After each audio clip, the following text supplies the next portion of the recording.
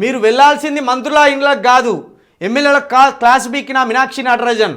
Party పని కోసం అయితే గాంధీ భవన్కి వెళ్ళండి, ప్రభుత్వం పని కోసం అయితే సచివాలయానికి వెళ్ళండి. చూడండి రేవంత్ రెడ్డికి ఎట్లా చెక్కు పెట్టిందో చూడండి. రేవంత్ రెడ్డికి మంత్రుల క్లాస్ బీకిందంటే ముఖ్యమంత్రి క్లాస్ బీకినట్టు. ఎందుకు మీరు ముఖ్యమంత్రి ఇంటి చుట్టూ తిరుగుతాను ఈడియట్ ఫెలోస్? మీరు ప్రజల ఇండ్లకి వెళ్ళండి. ఒకవేళ మీరు పార్టీ కార్యక్రమం మీద అయితే గాంధీ భవన్కి వెళ్ళండి, లేదు ప్రభుత్వం పని కోసం అంటే ఏదైనా బిల్లుల కోసమో మీ నియోజకవర్గ అభివృద్ధి కోసమో ఏదైనా కార్యక్రమాల కోసమే అయితే సెక్రటరియట్కి వెళ్ళండి. అంతేగాని మంత్రుల ఇండ్ల చుట్టూ తిరుగుతూ ముఖ్యమంత్రి ఇంటి చుట్టూ తిరుగుతూ పని ఎందుకు వేస్ట్ చేస్తాను అని ఈ మీనాక్షి నటరాజన్ గారు మొత్తానికి ఎమ్మెల్యేలకు వార్నింగ్ ఇచ్చింది. ముఖ్యమంత్రి మంత్రుల ఇండ్లకు వెళ్ళొద్దు చెప్పిన, డైరెక్ట్ ముఖ్యమంత్రి పేరు పెద్దగా చెప్పకుండా చివరికి చెప్పింది. చీకటి మీటింగ్లు లాబింగ్లు బంద్ పెట్టండి. బామ్మ చీకటి మీటింగ్లు అంటే ఏంటి?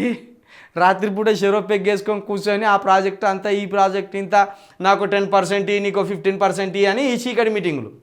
దాంతోపాటు కాంగ్రెస్ ఎమ్మెల్యేలు బీజేపీ వాళ్ళు కాంగ్రెస్ ముఖ్యమంత్రితోటి ఈ రహస్య మీటింగులు పెట్టుకోవడమే చీకటి మీటింగులు. కాబట్టి చీకటి మీటింగులు లాబింగ్లు బంద్ పెట్టండి. నేను ఈ మధ్య రాష్ట్రానికి ఇన్ఛార్జిగా వచ్చిన, కానీ గత 6 నెలల నుంచి అంతా గమనిస్తున్నా. చూడు మా చింతపండు గారి విషయమును ముఖ్యమంత్రి గారి విషయం గత 6 నెలల నుంచి గమనిస్తుంది అన్నట్టు మీనాక్షి నటరాజన్ గారు. అంటే చింతపండు గారికి 6 నెలల ముందే స్కెచ్ పెట్టినట్టు వీళ్ళు ముఖ్యమంత్రికి స్కెచ్ చేసిండు. చింతపండు గారు 2 నెలల నుంచి ఒర్రుతాండు అంటే 2 నెలల నుంచి కథం వానికి స్పాట్ పెట్టిండు అన్నట్టు. ఎవరెవరు ఏం చేశారో అన్నీ తెలుసు, రాహుల్ అన్నీ చెప్పారు, అందుకే నన్ను పంపారు, అవసరమైతే నామినేటెడ్ పదవులు మారుస్తాం.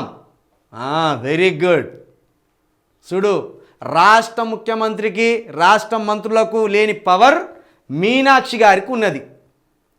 ఇప్పుడు ముఖ్యమంత్రి గారు చెప్పిన ఎమ్మెల్యేలు ఇంటరో ఇనరో కానీ మంత్రులు ఇంటరో ఇనరో కానీ మీనాక్షి గారు చెప్తినకపోతే తెల్లారి వరకు వాళ్ళ మంత్రి పదవులు ఖతమైపోతాయి, వాళ్ళ ఎమ్మెల్యే పదవులు కూడా ఖతమైపోతాయి.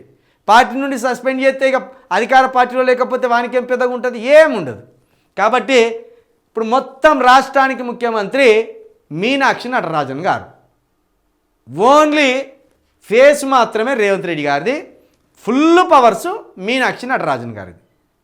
ఓ విధంగా చెప్పాలంటే కాంగ్రెస్లో ఉన్న ఎమ్మెల్యేలు ముఖ్యమంత్రి మంత్రుల భవిష్యత్ మొత్తం మీనాక్షి గారి చేతిలో ఉన్నది. వీళ్ళ రాజకీయ ప్రాణాలు మొత్తం ఈమె చేతిలో ఉన్నాయి. అవసరమైతే నామినేటెడ్ పదవులు మారుస్తామంటే ఏందన్నట్టు, ఇప్పుడు ముఖ్యమంత్రి గారి చాయిస్ కింద ఒకరు ఉంటారు, ఒకరో ఇద్దరో అమ్మ వీళ్ళకు నామినేటెడ్ పదవులు ఇవ్వాలని వీళ్ళు అనుకుంటారు. ముఖ్యమంత్రి గారి చేతిలో, పిసిసి అధ్యక్షుడి చేతిలో, ఉప ముఖ్యమంత్రి గారి చేతిలో ఉంటాయి. మీరు చెప్పినే కాదు నేను చెప్పినట్టు నామినేటెడ్ పోస్టులు ఇవ్వాలి. ఎందుకంటే ఏమన్నది, కొత్తగా పార్టీలోకి వచ్చిన ఎవరికి కూడా ఒక్క పోస్ట్ ఇచ్చేది లేదన్నది.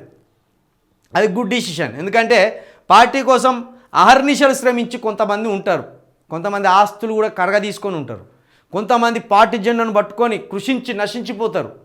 అటువంటి వాళ్ళకి పదవులు దక్కవలసిందే. ఈ విషయంలో మీకు తప్పకుండా మేము మద్దతు ఇస్తామమ్మా. పార్టీ కోసం నిలబడ్డోళ్ళకే ఇయ్యి, ఎవడో పైసల సంచులు పట్టుకొచ్చి ఇట్లా ముల్లిసిరేసి ఆ నామినేటెడ్ పదవి ఇవ్వండి అని దొబ్బుకపోయేటోళ్ళు ఉండే ఇన్ని రోజులు రేవంత్ రెడ్డి ముందట. కాబట్టి వాటికి చెక్కు పెట్టేసింది. అన్నీ తెలుసాట ఆమెకు, రాహుల్ అన్నీ చెప్పి పంపిండి, నాకు అన్నీ తెలుసు, ఎవడెవడు ఎసంటోడో ఎవడెవడు ఎన్ని కథలు పడ్డాడో అని అన్నీ చెప్పింది.